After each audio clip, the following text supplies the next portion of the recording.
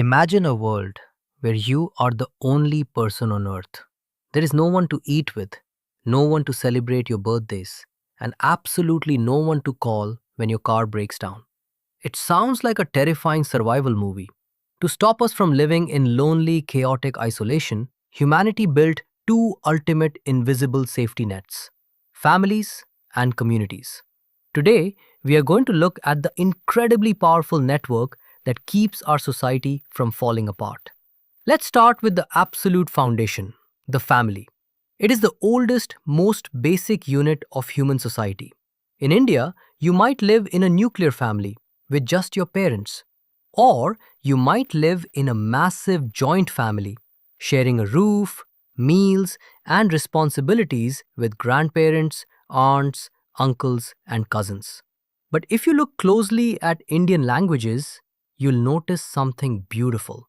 English uses blanket words like aunt or uncle, but Indian languages have a precise, loving map for everyone: Bua, Tau, Tai, Chacha, Mosi. And here is the most amazing linguistic secret. In almost all Indian languages, there is no actual word for cousin. Think about it. Your uncle's children aren't cousins, they are simply your brothers and sisters. That completely changes how we view our connections. Your family is literally your first school. It is where you learn dharma, doing your duty and doing what is right. You learn ahimsa, kindness, sharing, seva, helping, and tyag, sacrifice. Let's look at tyag in action. Meet Shalini, a young girl living in Kerala. Her family was getting ready for the grand festival of Onam, and Shalini had her heart set on a beautiful, expensive silk dress. But there was a problem.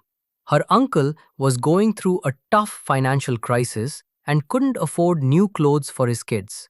So, Shalini's parents made a choice. Instead of buying the expensive silk dress, they bought simpler, affordable cotton clothes for their own kids. With the money they saved, they bought brand new festival clothes for the uncle, the aunt, and all their children. Shalini didn't get her dream dress, but she learned the ultimate lesson.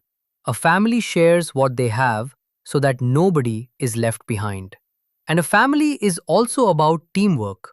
Look at Tenzing, living high up in the mountains of Meghalaya. His dad runs a grocery store, and his mom works making traditional handicrafts for tourists. But the work doesn't stop there. Tenzing's father breaks stereotypes by cooking and cleaning the house. His grandfather helps Tenzing with his homework, and his grandmother passes down ancient stories. Every single person is a vital part of the machine. But eventually, you have to step outside your front door. A family cannot survive entirely alone. When you zoom out and connect a bunch of families together, you get a community.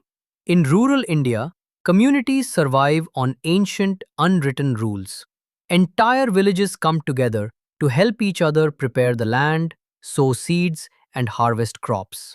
They make silent agreements on how to share the limited water and grazing lands so that everyone survives.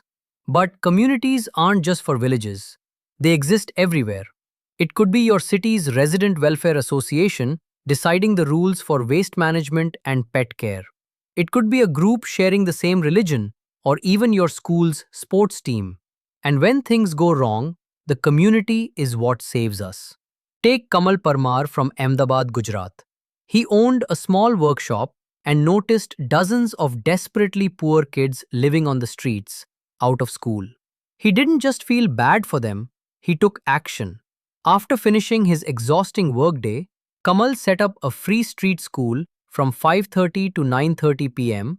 and provided a free dinner for every kid. Soon, 150 children were showing up. His dedication was so powerful that real school teachers and older high school students started showing up just to volunteer and help him teach. Or look at how a community can literally save the planet. In Jhabua, Madhya Pradesh, there was a terrifying, massive water crisis. The local Bhil tribe stepped up.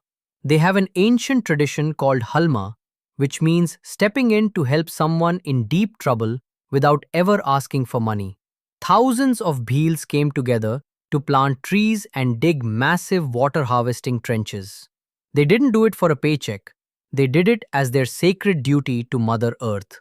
We saw this exact same spirit during the devastating 2015 Chennai floods.